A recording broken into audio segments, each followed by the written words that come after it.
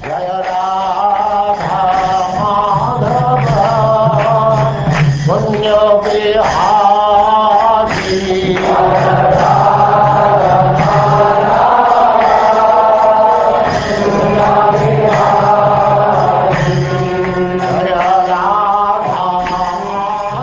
And now chapter 14, Pregnancy of Diti in the Evening.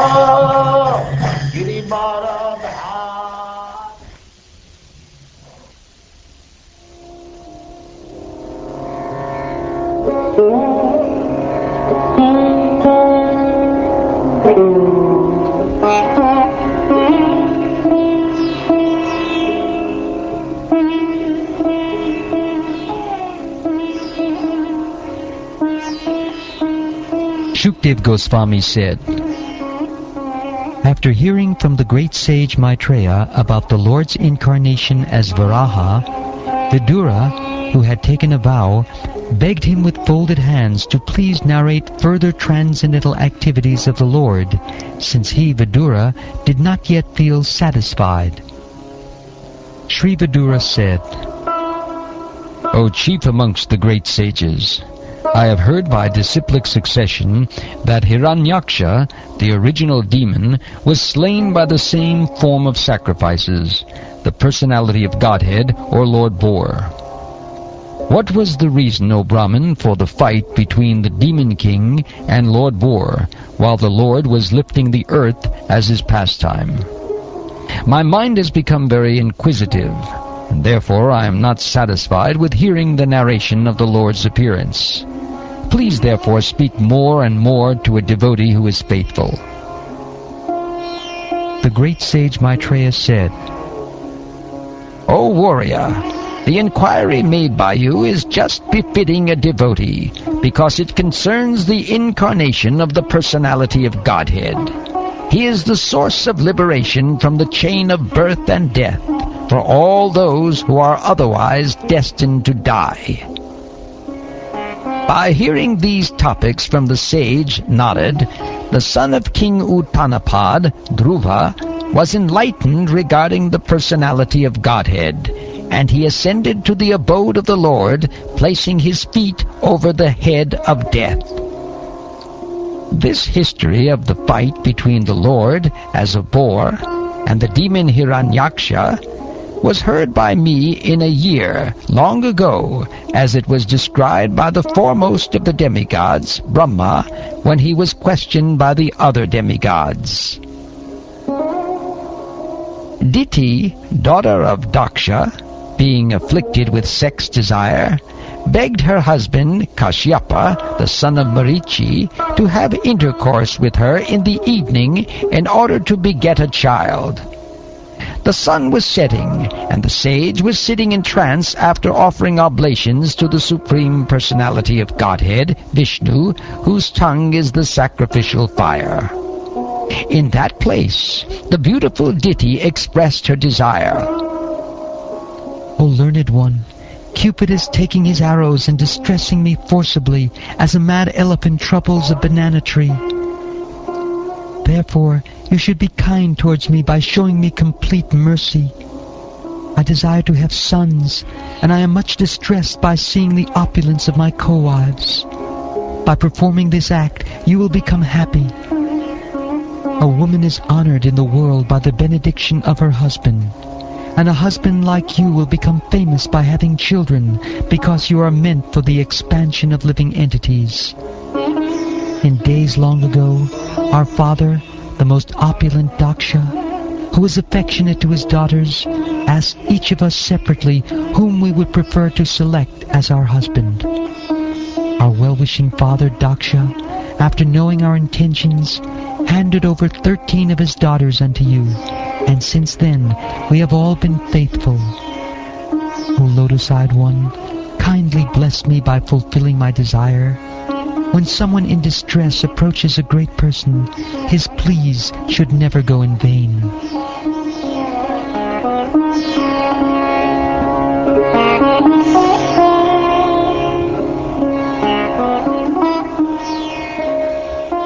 Maitreya said, O hero, Vidura, Diti, being thus afflicted by the contamination of lust, and therefore poor and talkative, was pacified by the son of Marichi in suitable words. Kashyapa replied, O afflicted one, I shall forthwith gratify whatever desire is dear to you, for who else but you is the source of the three perfections of liberation? As one can cross over the ocean with sea-going vessels, one can cross the dangerous situation of the material ocean by living with a wife. O respectful one, a wife is so helpful that she is called the better half of a man's body, because of her sharing in all auspicious activities. A man can move without anxiety, entrusting all responsibilities to his wife. As a fort commander very easily conquers invading plunderers, by taking shelter of a wife, one can conquer the senses which are unconquerable in the other social orders. O Queen of the Home, we are not able to act like you, nor could we repay you for what you have done, even if we worked for our entire life, or even after death. To repay you is not possible, even for those who are admirers of personal qualities. Even though it is not possible to repay you, I shall satisfy your sex desire immediately, for the sake of begetting children. But you must wait for only a few seconds, so that others may not reproach me. This particular time is most inauspicious, because at this time the horrible-looking ghosts and constant companions of the Lord of the Ghosts, namely Lord Shiva, are visible. Lord Shiva, the king of the ghosts, sitting on the back of his bull carrier, travels at this time, accompanied by ghosts who follow him for their welfare. Lord Shiva's body is reddish, and he is unstained, but he is covered with ashes. His hair is dusty from the whirlwind dust of the burning crematorium. He is the younger brother of your husband, and he sees with his 3 eyes. Lord Shiva regards no one as his relative, yet there is no one who is not connected with him. He does not regard anyone as very favorable or abominable. We respectfully worship the remnants of his foodstuff, and we vow to accept what is rejected by him. Although no one in the material world is equal to or greater than Lord Shiva, and although his unimpeachable character is followed by great souls to dismantle the mass of nescience, he nevertheless remains as if a devil to give salvation to all devotees of the Lord. Unfortunate foolish persons, not knowing that he is engaged in his own self, laugh at him. Such foolish persons engage in maintaining the body, which is edible by dogs, with dresses, ornaments, garlands, and ointments. Demigods like Brahma also follow the religious rites observed by him. He is the controller of the material energy, which causes the creation of the material world. He is great, and therefore his devilish characteristics are simply imitation.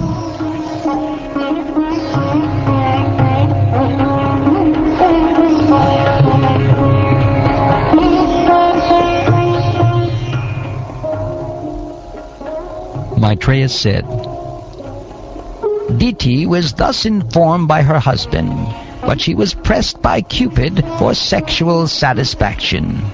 She caught hold of the clothing of the great Brahmin sage, just like a shameless public prostitute. Understanding his wife's purpose, he was obliged to perform the forbidden act, and thus, after offering his obeisances unto worshipable fate, he lay with her in a secluded place. Thereafter, the Brahmin took his bath in the water, and controlled his speech by practicing trance, meditating on the eternal effulgence, and chanting the holy Gayatri hymns within his mouth. O son of the Bharat family, Diti, after this, went nearer to her husband, her face lowered because of her faulty action. She spoke as follows. My dear Brahmin, kindly see that my embryo is not killed by Lord Shiva, the Lord of all living entities, because of the great offense I have committed against him. Let me offer my obeisances unto the angry Lord Shiva, who is simultaneously the very ferocious great demigod, and the fulfiller of all material desires. He is all auspicious and forgiving, but his anger can immediately move him to chastise. Let him be pleased with us, since he is my brother-in-law, the husband of my sister Sati. He is also the worshipable Lord of all women. He is the personality of all opulences, and can show mercy towards women who are excused even by the uncivilized hunters.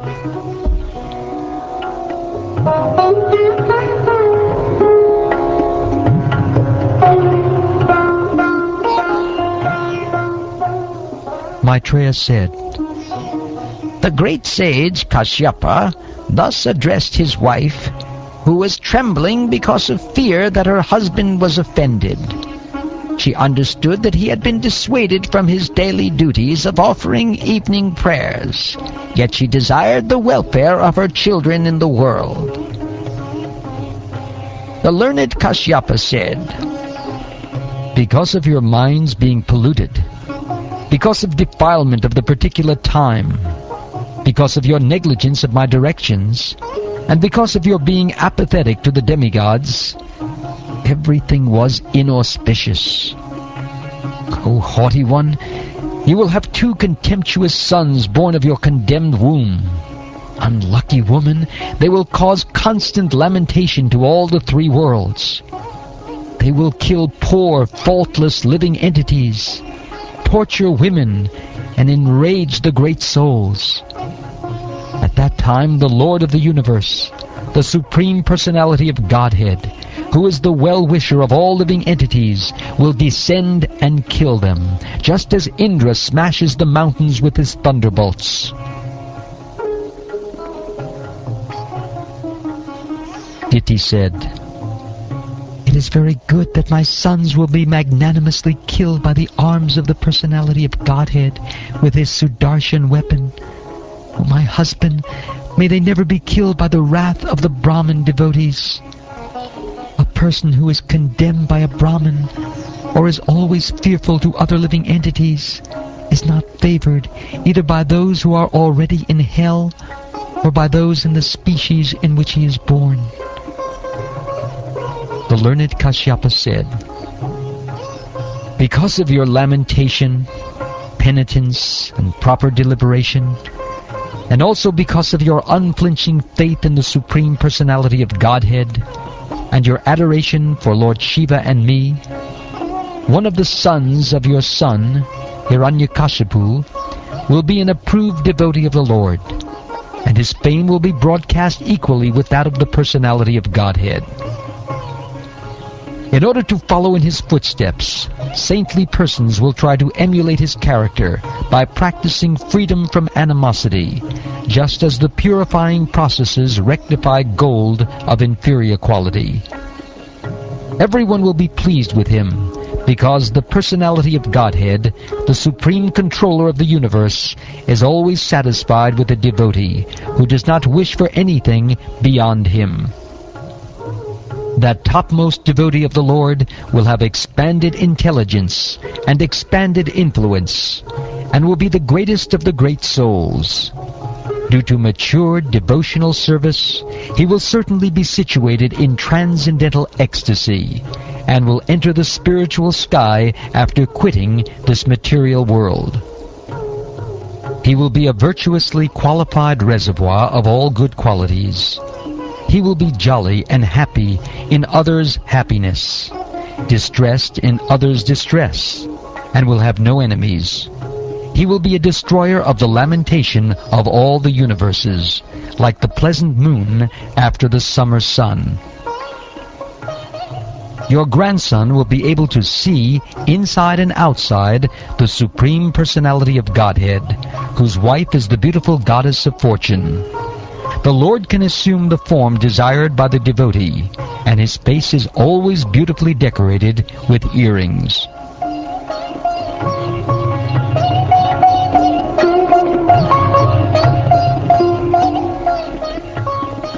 The sage Maitreya said, Hearing that her grandson would be a great devotee and that her sons would be killed by Krishna, Diti was highly pleased in mind.